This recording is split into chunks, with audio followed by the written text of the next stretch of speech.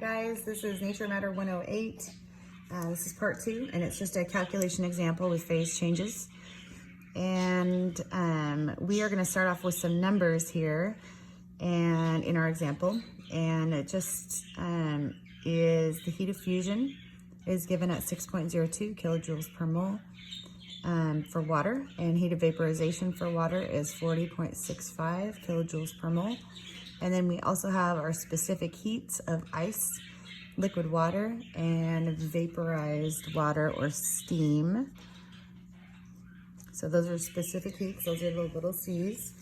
And the question is, how many joules are needed to heat 100 grams of ice from -5 degrees Celsius to water vapor at 117 degrees Celsius? So anytime you're given a heat question like this, where it's going through phase changes, it's always a good idea to just sketch out like a heating curve or a cooling curve if it's a cooling situation.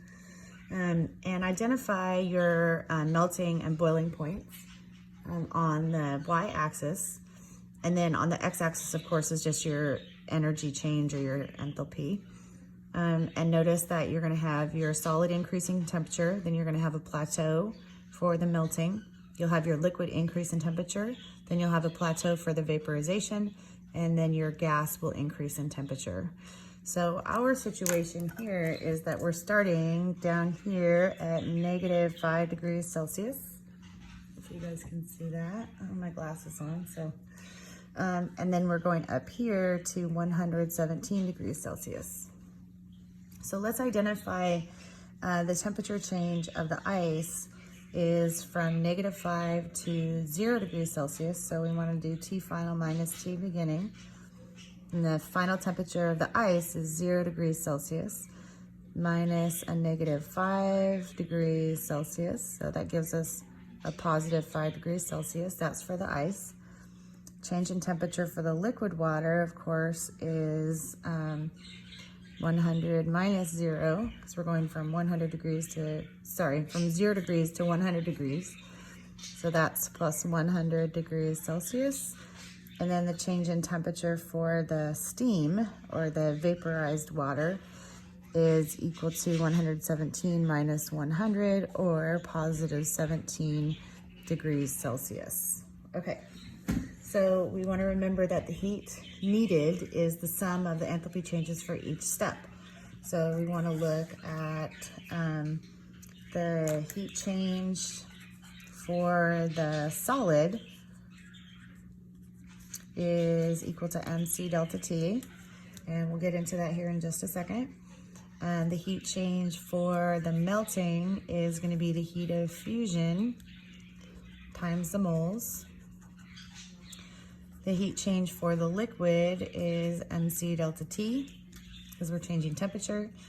And the heat of vaporizing is just going to be heat of vaporization times the moles. And then the heat change for the gas is, again, going back to the mc delta T.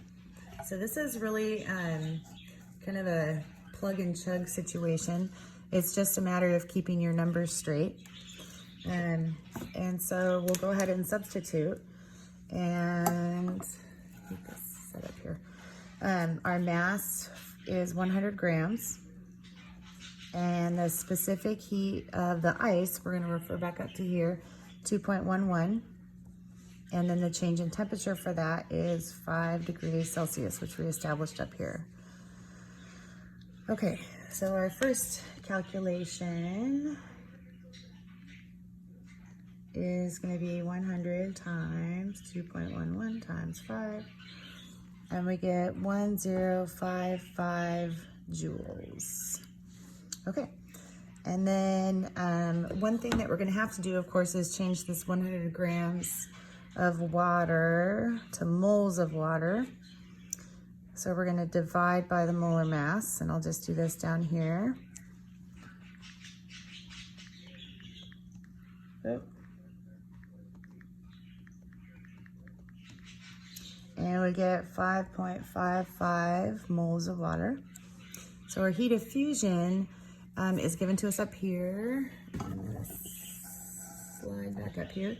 6.02 and that's kilojoules per mole. So we want to go 6.02 kilojoules times our moles, which is 5.55. But then we also want to change from kilojoules to joules. So we're going to do 1,000 joules is 1 kilojoule. So we'll do that multiplication. 6.02 times 5.55 times 1,000. And we get a much larger number here, 33,411 joules.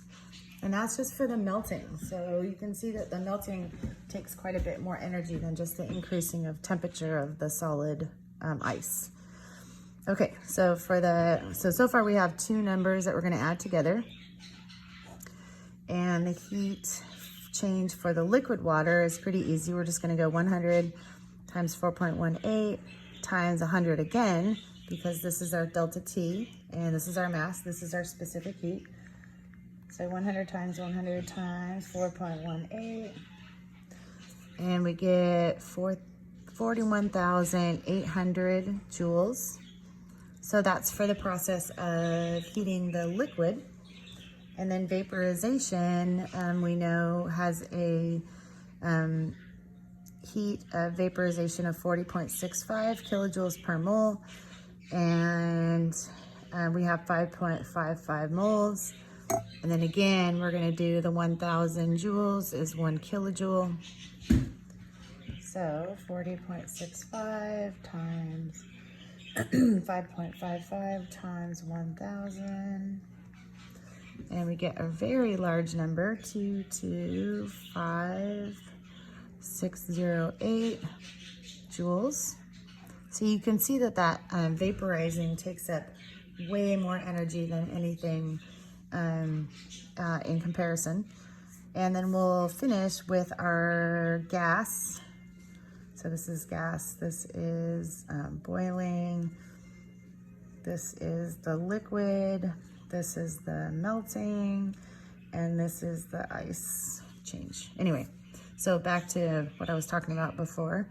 Our mass is 100, and the specific heat of the gas, water gas, is 1.996.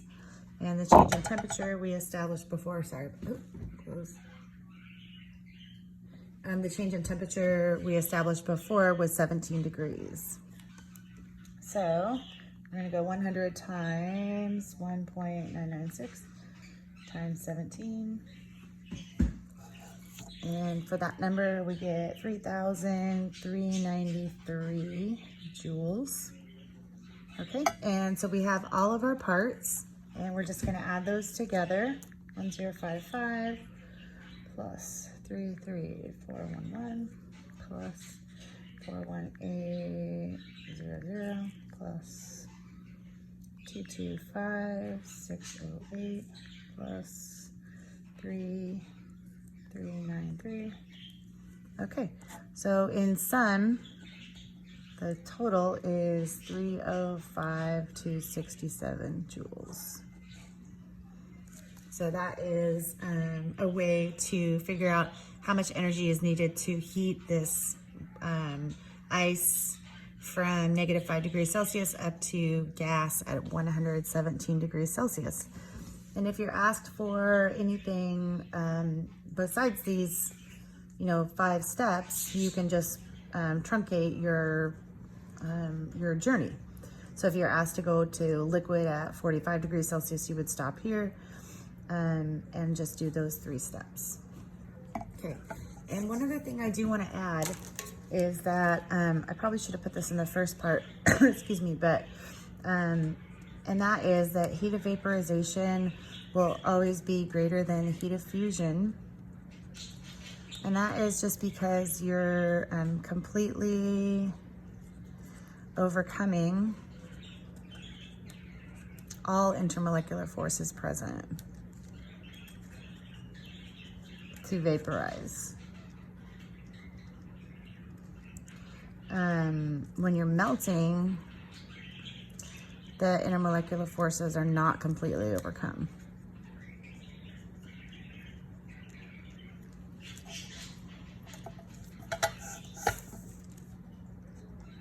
And we would say, so therefore less energy is needed.